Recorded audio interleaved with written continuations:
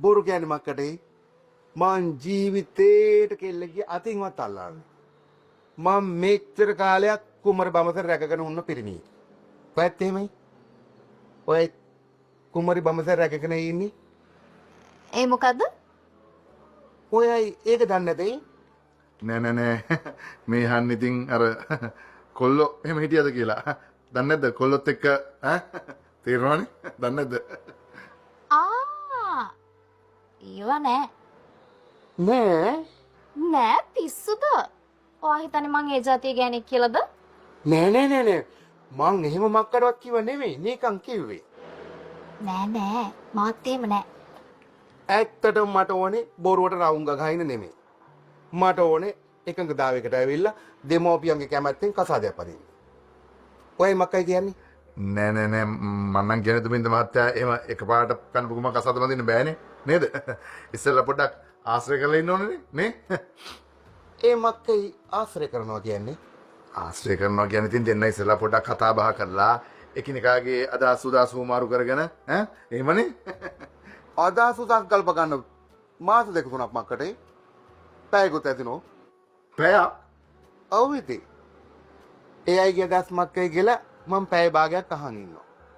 ඊට පස්සේ මගේ අදහස් මක්කයි කියලා ඊටු පැය භාගෙ මම එයාට කියනවා. එතකොට ඒ අය මගේ අදහස් තේරුම් ගනි. මම එයාගේ අදහස් තේරුම් ගනි.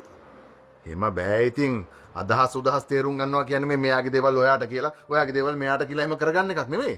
දෙන්න පොඩ්ඩක් ටික දවසක් ආශ්‍රය කරන්න ඕන. ඒ ආශ්‍රය කරන අතරේ මෙයාගේ හැසිරීම බලලා මෙයා කතා බහ කරන විදිය බලලා දේවල් තේරුම් ගන්න ඕන. දැන් උදාහරණයක් විදිහට ගත්තොත් එහෙම මෙයාත් නපුරුනවා. මෙයාත් අපේ වන්දි වගේ නා. නේ ඔයයි නපුරුය? අපෝ නෑ. මන් නපුරු නෑ. දැන් දැනගත්තනේ.